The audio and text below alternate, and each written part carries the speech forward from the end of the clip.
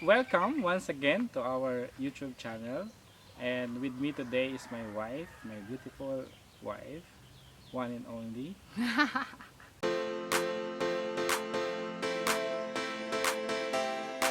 Hello everyone, we are here at JC Farm. You can see on our back the chickens. And then you can hear You them. can hear them Quack quack. tiklaok. We have a lot of updates for you today because as for a long time I was not able to do this vlogging because I was too busy, and then there was an event or um, tragedy in our family. So my father passed away last November, so I was not able to do some kind of this. But today we have a lot of updates for you. Um, and with me is my wife to also share some of her insights and thoughts, and um, some of her encouragement to me and also for you, our beloved farmers. And we hope that you will continue to support and subscribe to our channel. So see you for more Like and subscribe. videos. So like and subscribe our channel and our videos. This year is not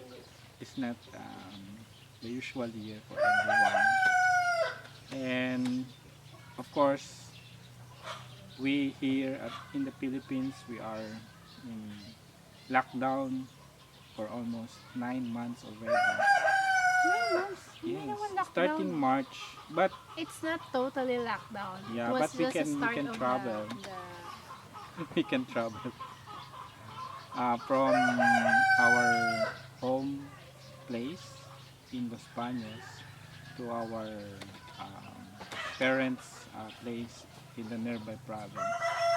And this is where we started to um, raise our free-range chicken. So basically, this is just backyard farm, and we are raising here our free-range chicken. And also we have goats here. We have what else? we have kalapati, We have in dove. English dove. We have dove. Oh, my brothers. My brother. That's my brother's dove. And then um, we have pigs, or we are raising also hogs, but they were already sold in the market. And right now in the Philippines, the market or the price for hogs is very high. Our farmers or we sell them at 175 pesos live birth, but right now, after just 30 days or 1 month, the price of hog is now at 195 pesos per kilo. So if you have an 80 kilos hog live, it will cost almost around more than 15,000 pesos. That's huge amount of money. So that's why our hog farmers here in this place is very rich right now. They have a good year actually. Income. So the farm enthusiast is actually my husband. I just wanted a backyard farming to supply our basic needs monthly when it comes to eggs. And if I want tinola, or what we call, ano ba ang English ng tinola? Basta it's boiled chicken with a lot of soup, which I like. With papaya With and papaya. ginger. And I just wanted fresh vegetables from the garden for our kitchen, for our daily needs. But my husband has a wider vision. And at first, it was not easy because we started the JC farm during the pandemic. It was not easy, but we appreciated the output, um, especially for our needs, because our 2-year-old Daughter. daughter loves eggs A lot. a lot, and She can consume 3 eggs a a day. day. So every meal. And it was nice hearing her, where does the egg come from? And then he will tell, from JC Farm. Oh, diba? So that's one of the reasons why we took the initiative to start it during the pandemic. And one thing that is good output is also the influence or the impact of rearing the free range chicken in the community, because many farmers or even relatives of my husband Joseph started also their free range chicken. So it's a good impact when it comes to the community. So we may not know how big the impact is, but the influence or encouraging them, to go back to the old style of farming is already an achievement, right? Yes, yes. Actually, that's one question. Why I or why did we choose free range chicken? Is to help also the community. In our place, this is very common. We just have our chickens in the backyard. But our native breed of chicken, they are small. They lay eggs small at small amount every year. I think as far as I remember, only 120 to 100 to 120 eggs a year, or even less than. But this breed, the one that we have, is a Rhode Island Red.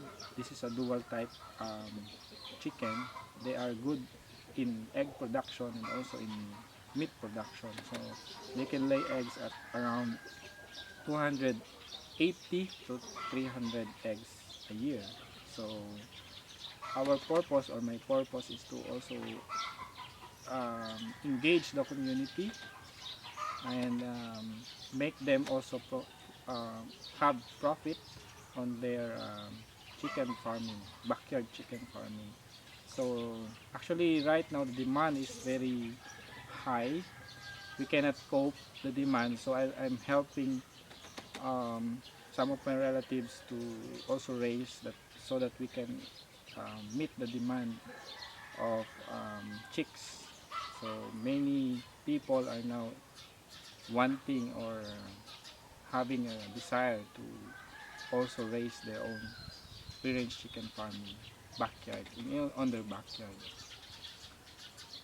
Okay, So maybe you will question what is the taste of this chicken. I will cook, then we will vlog it and explain to you actual. So it's not that soft as the, ano man tawag doon, 45 days what you got on the market. Cage, yeah, That's why the fast track chicken. I call it fast track because that's why the timing of harvesting katayin, harvest. dapat it should be, ano bang, how many days Um, perfect. this type of breed is you can harvest for meat production. You can harvest at the age of 3 months or 12 weeks to 13 weeks. They will already weigh at around 1.2 to 1.5. So the cockerel, or the male chicken, because the female or the pullets, we use them for egg production. But right now we cannot do that because we are selling them, because the demand is, as I said earlier, is very high. So many people are coming here, uh, texting me or contacting me to acquire at least um, anong tawag? Do three or male and female chicken. So to start also their backyard chicken production. It's not actually a big farm, because the design or the Structure. structure is really backyard farming. Yeah. So, maliit lang We po cannot eh. make it big because actually that was our fault. So we have a mistake. We tried to raise 100 chicks or chickens, and we had a problem on the waste because 100 chicks will um, have a huge amount of waste. So the our place is getting smelly. So that's why we have to make another coop. That one at our back is a new one. Actually, it's an old that we divided. And then so that the first coop where we range them will be rest and allow the soil to decompose naturally the the waste of our chicken. So that's one big learning. Although I know that already, but because of the excitement and the huge demand, Because he is always I want to excited. make much or many. I want to raise them. So it's not possible. You just need to raise according to the required space of the chicken. The chicken will require 1 square meter of ranging area. So if you have 100, you need 100 square meter. The place where we range them is, I think it's just around, so maybe it's 10 by 5, so it's around 50, so almost double. So that's why we also incurred a lot of mortality. So I think half of them were died. So half of them died because of the ammonia. So many of them got sick and died. So that one lesson.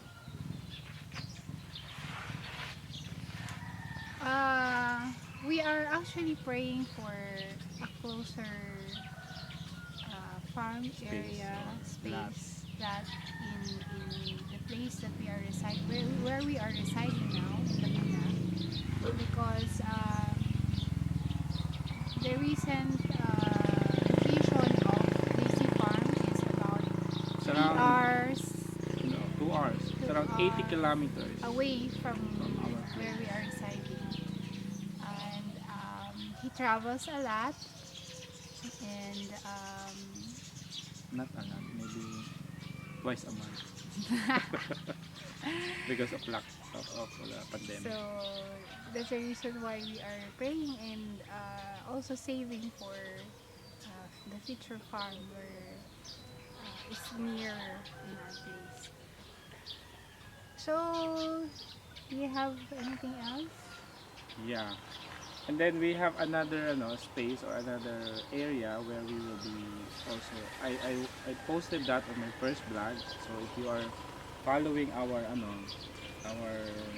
channel, so you will see that we have posted there. So that is the place where we will be developing. That is a tenant lot of my father who just recently. Gusto niyo po bang malaman kung kumusta kami bilang mag-asawa sa pagsisimula ng negosyo? Dahil ang asawa ko ay very enthusiastic. And then, ako, I try as much as possible to support him. But may mga negative comments din ako. Siyempre, kasi when you start a business, it entails budget, resources, and everything. And also yung time din niya in going Here, back and here forth. in Batangas, and the time that he is meron pong That's our dog. dumaan, so that's James barking. The people James, come. James.